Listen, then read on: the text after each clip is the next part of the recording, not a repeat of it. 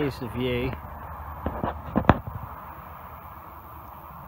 It's just miles of green fields. You might not be able to make out, but in the distance is the old hop house.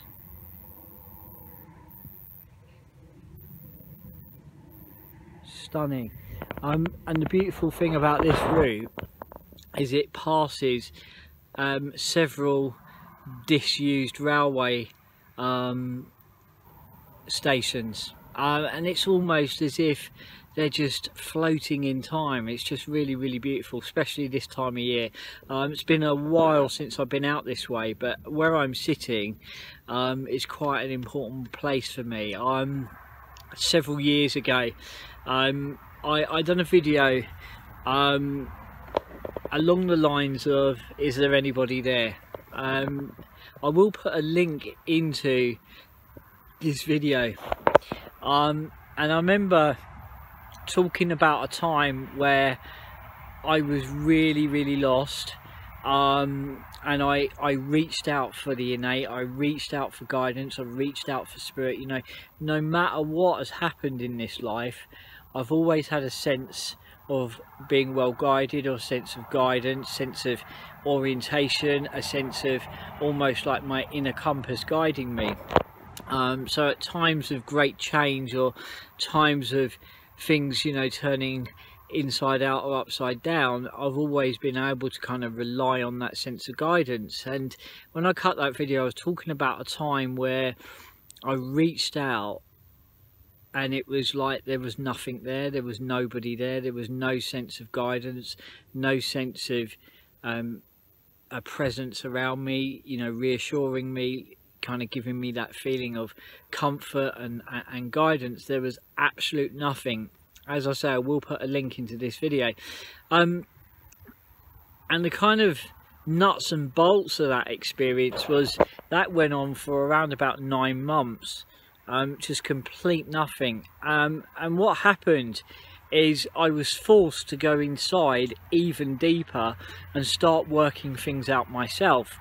And I think, you know, that's not, you know, I look back at that time and it was heartbreaking to feel that the guidance wasn't there, and it was really tough. And I can remember feeling really, really kind of frustrated, in a way kind of angry with them. Why, when I need you the most, you abandon me, you know? And I hear people say that so often as I go forwards. And you know, the thing that I take from that experience the most is it's almost like, you know, parents standing back and letting you work things out yourself. And it was, you know, so at that time, if I go back, I didn't have the trust in myself.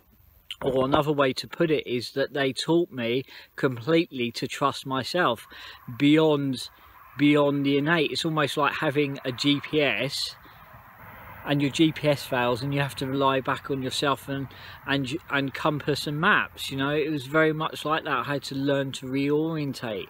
9 months later, it was a time where I was also going through physical rehabilitation, learning to walk again. And 9 months later, as I'm getting ready to kind of contemplate working again, I had to sit there and think, well, where have they been?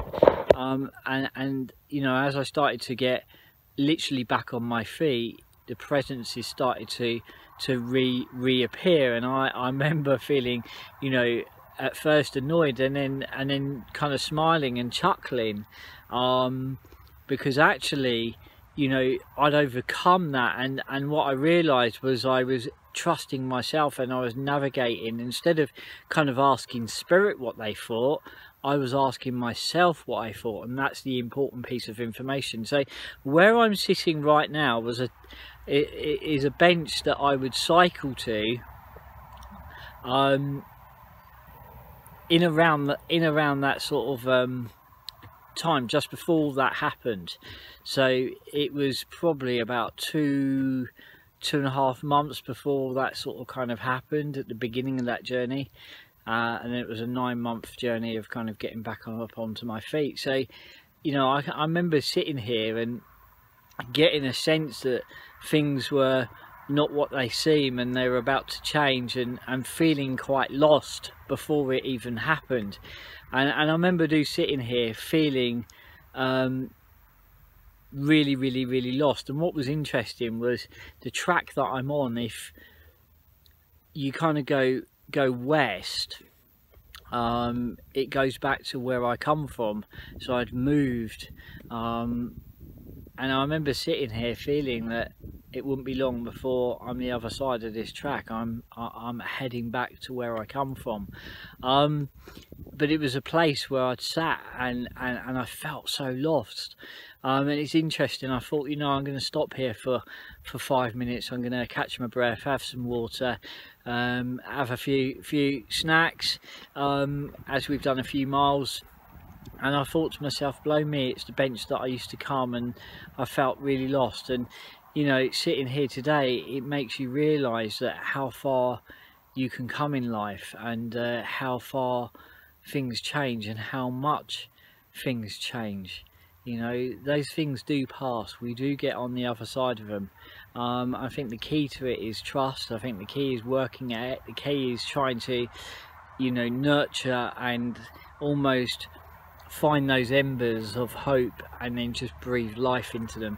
So where am I heading? So I'm heading up to good friends who are in the process of moving to the other side of the country, and it's going to be a surprise.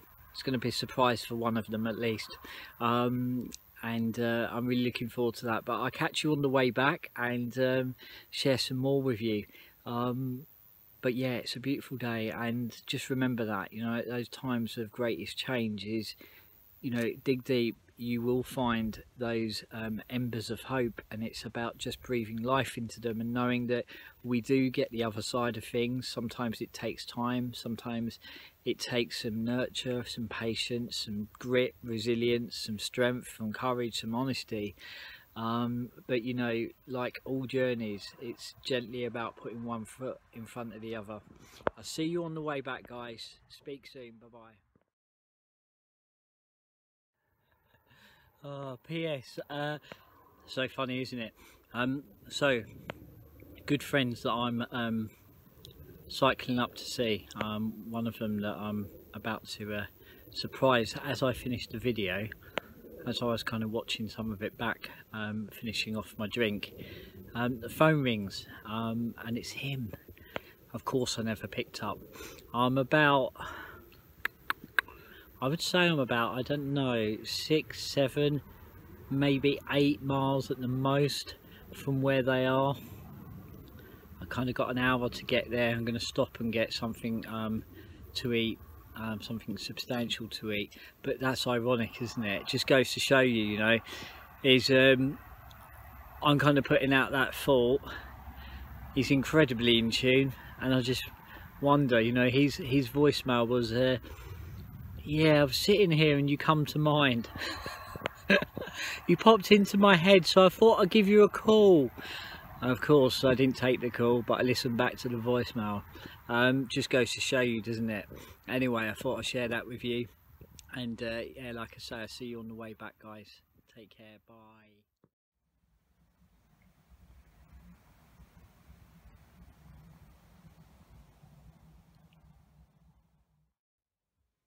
Hey everyone, as promised, I'd catch you all on the way back on the return journey.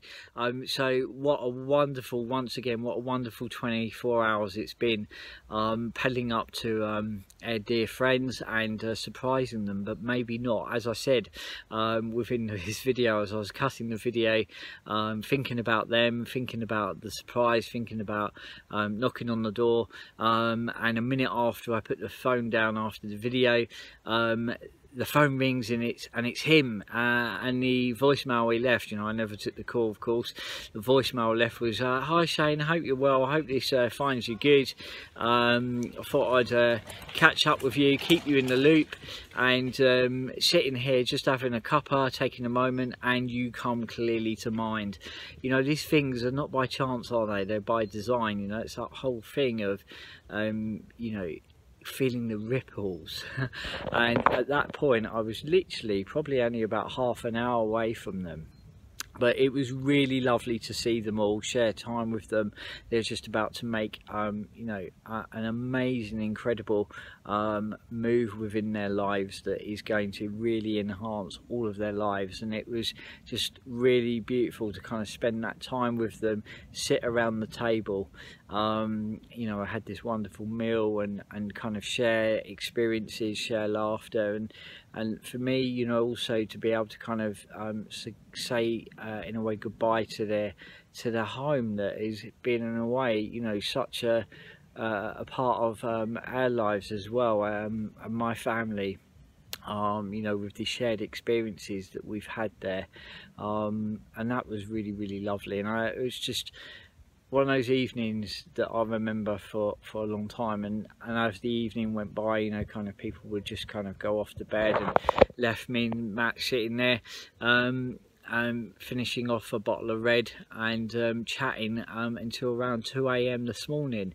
You know, kind of leaving today and pedaling back, you know, it kind of makes me you know, think it was a bit of a mixed feeling, knowing that it was the last time I was going to pedal up to that house, but at the same time, this is the thing, guys, you know, these things, you know, they evolve, they change, they grow. It doesn't stay the same, and that's what it's about. Life doesn't have to, and maybe, you know, it isn't about it staying the same, it's about growing, and that's the thing with your friends, is, you know, you grow together and you evolve together. And, you know, I've had a couple of people say to me, oh my God, Shane, you know, what are you going to do? And it's like, well, you know, right now to pedal to them, it takes 3 hours. Where they're moving to is a train ride, or it's 2-day cycle ride, you know, and that's what it's all about. You know, friendships are, you know, real true friendships are absolutely worth their weight in gold. And, you know, it's not about it being an ending, it's about it actually being a beginning, you know, and from that place comes new experiences, new shared time, new adventures to be had, you know. So it doesn't ever have to be final, it doesn't have to be an end, you know. When people move away or things change, it doesn't have to be an end, it can be a beginning too, you know. So I take a lot from the last 24 hours, as always, and beautiful ride back, coming across the Kent countryside, and just seeing just huge fields of corn and the hop houses, and there was a beautiful kind of road called Forge Lane, and it climbs up and it passes some ponds and rivers, and it's just a single track road, you know. And it's, yeah, life's a journey, isn't it? That's what it's all about. So hope you kind of enjoyed some of that, just stirring up some thought. And, you know, I think that when you kind of have the experiences at the level that sometimes we have, is that, you know, the world becomes smaller anyway, you know. No matter where these people are, the world becomes smaller when you can traverse miles on a bike, and it not becomes an obstacle. It all becomes smaller. It's all about having the adventure, isn't it? And sharing the stories along the way. There you go, guys. I'm going to leave all that with you, just stirring up some thoughts, and just sharing some of my thoughts as well. But speak to you all soon, see you all soon. Take care, guys. Bye.